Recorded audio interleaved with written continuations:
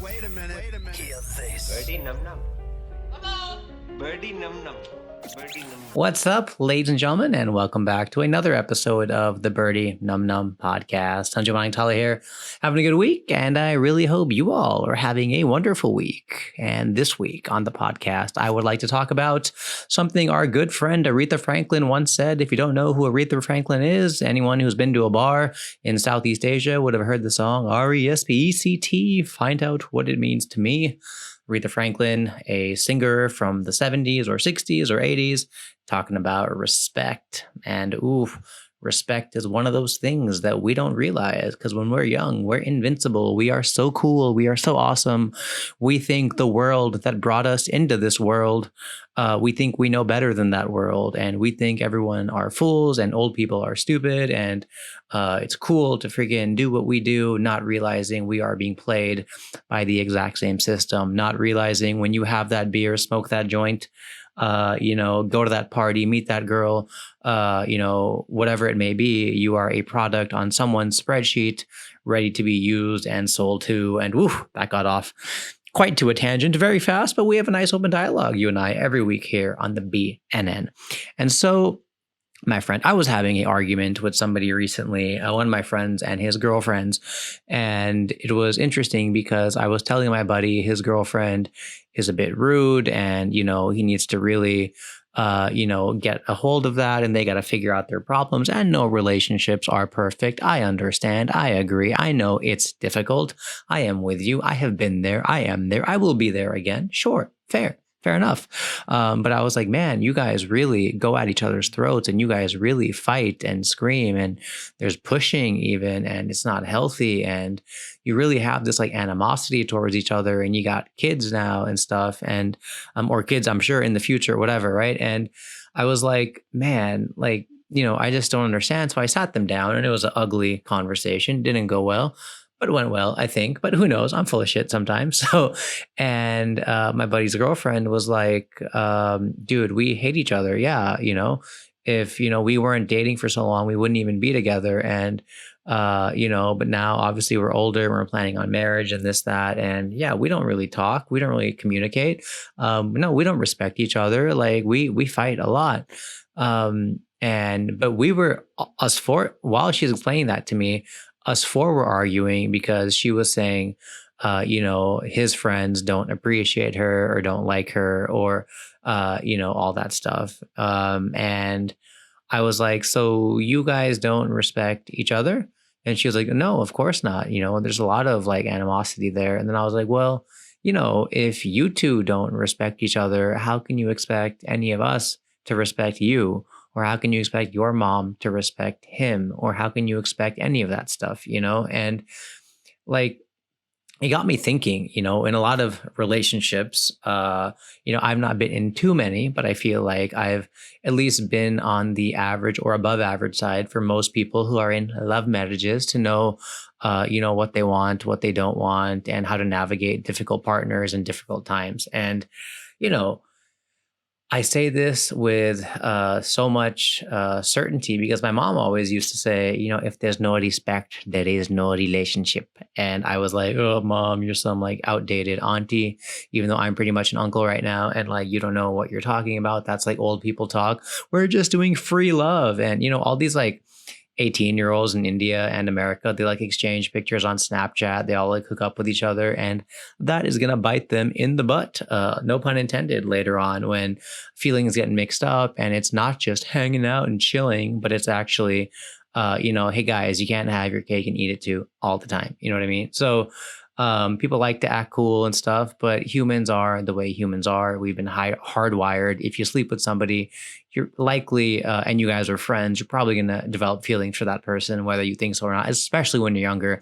And you don't know how to handle all those things. But I digress so early, 4 minutes into this thing. But my mom used to say, my mom does say, sorry, why am I saying that? My mom does say all the time that respect is so important. But I used to say, she doesn't know what she's talking about. The same way I always say this, your parents know what's best for you. I know some parents are worse than others, but when they tell you stuff and you roll your eyes like, no, mom, I'm not going to do my, Gayatri Mantra or my chants, or I'm not going to do morning yoga. And now look at you at 35 working at Google and your company is offering you free yoga classes saying it works. What do you say about that now, Billy, or Ramesh or whoever? And so my mom always said that, and I only understood it as I got older, and that as I started having relationships, and like I'm sure many of you, take for example let's say a common situation which I've seen many times play out is a captain or a pilot is dating a stewardess, and because let's say the flight, sorry, let's say the captain is a female, and let's say the stewardess is a male. Let's flip stereotypes on their head. And imagine, dude, if you're that captain and you're flying around everywhere and your job is probably a bit more demanding than a flight attendant, but you are dating a flight attendant or you are married to a flight attendant, because guess what? There was a time where both of you were working in close quarters, high in the sky. There was a time when you would spend a lot of time together and have great conversations and talk about the TV shows you liked and make fun of your company and all of that.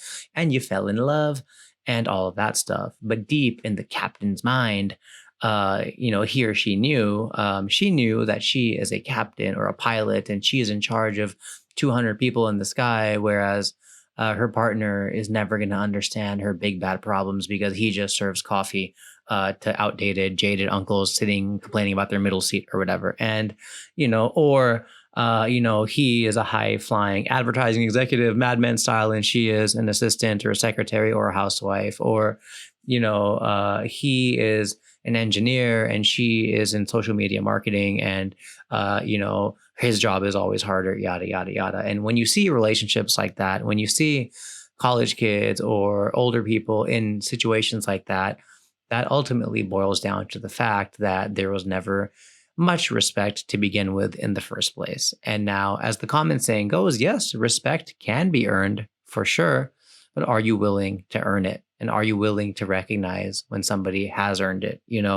Because a lot of guys also, they spoil their, "Oh, give me the router, I'll fix it," or, "Oh, give me your bank details or your immigration thing, I'll sort it out," because you don't know how to. And I mean, I'm guilty of this. You know what I mean? Anytime my wife wants to do something computer or tech related, or needs to change her OTP on something, or has some problem logging into some system, I'm like, I see her like struggling with it, but I appreciate that she's trying. But I know if I just get in there in 2 minutes, I'll figure it out. But at the same time, then I kind of catch myself like not letting her solve her own problems to some degree. And then eventually, in whatever your situation yours might be, you might also start to resent that person, or you might also start to be like, oh yeah, they just don't know computer stuff and I'm always fixing their problems and they have no idea about their finances and all that stuff. And so, there was like a joke that stand-up comedy in like the 70s and 80s was, I feel, so much funnier because there was just only the cream rose to the top. The rest you never heard about because nobody would give them a big TV deal then, right? But there was like a funny thing of I forgot who it was, but he was like, women will like, oh, let me, when you start dating them, you're fine. But after marriage, it's like, I'm going to iron your shirt. No, you can't cook that. Let me cook that. No, I'll do the laundry. You always mess it up. No, let me make the bed. You always do that. Or you don't know how to eat healthy. I'll make your lunch. And then all of a sudden it's like, you don't know how to do anything for yourself. Like, you're so lazy. And the guy's like, what the hell? And vice versa. You'd never survive without me. And so, that's the funny thing about respect, right? Like, you might be into somebody out of lust. You might like somebody, or hire somebody in your company because they were good looking. It happens all the time, even though you think it doesn't. You may have a friend because he was the cool party friend or she was the cool fashionista Instagrammer friend, whatever. But if you never actually admired the person for what they were, or like when you see these rich people in Bollywood or Hollywood having these parties with a bunch of phonies, those people don't respect any of them, and vice versa.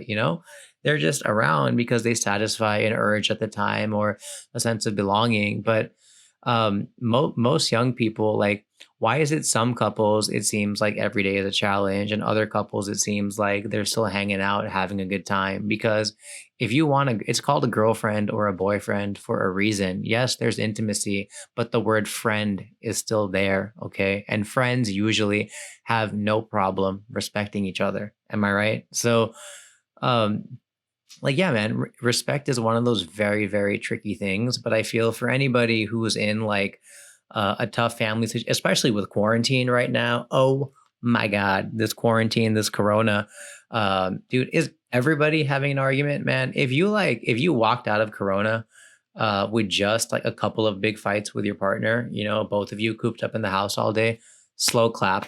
I commend you. You have done it, my friend. You have really pushed through, because that means your partner is probably your soulmate, you know, because hell, if you're like fighting with your parents or your siblings, and you're also, you know, maybe once in a while fighting with your partner, but you know, you don't have one foot out the door, or you know, you're not going to break up, or you know that this is just you guys getting on each other's nerves, it's not a sign of something much bigger, then chances are, and most likely, you probably both respect each other very much. You know what I mean?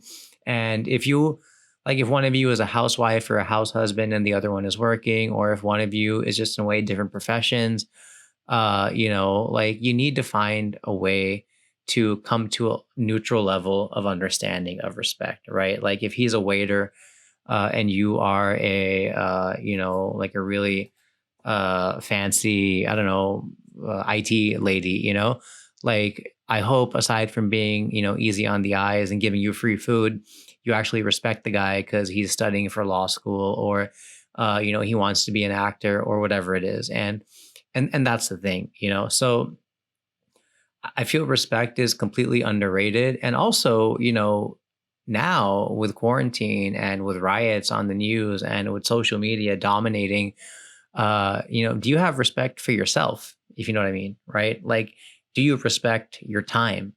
I hope you respect yourself if you're listening to this podcast, hopefully at the gym while you're respecting your body, or maybe while you're sitting for lunch at a nice, healthy restaurant or biryani, whatever.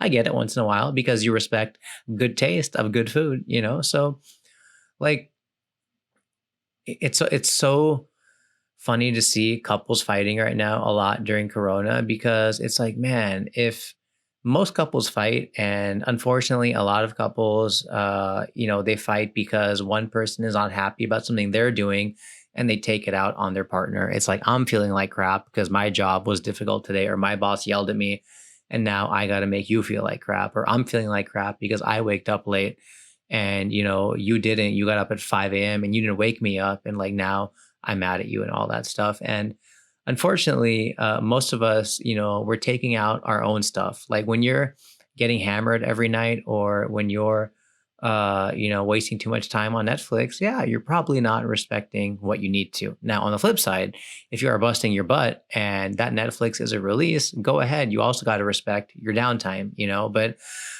respect is a two-way street, but it's also one way internally. You know what I mean? Like you have to, it took me a long time to realize, you know, with stand-up comedy and with YouTube, all I was doing was watching and observing and waiting and complaining, as opposed to, you know, acting and upskilling and learning and exercising and practicing and studying and reading and writing. Dude, writing is, you know, and managing time, by the way. But back on the writing side, one of my favorite books, I've mentioned it a few times on this podcast. Please, everybody, pick up a copy right now, buy it used on some website, is Deep Work, Cal Newport. Really enjoyed it because it really got me thinking, like, why do I read so much gunk on social media, but I can't read a book for 10 pages a day? Or why do I keep all this stuff in my head and on my note apps and all that stuff when I could just literally have a $1 50 rupee notepad and just scribble? And even if I waste the paper, if I throw it away, if I never see it again, just the fact of like putting things down.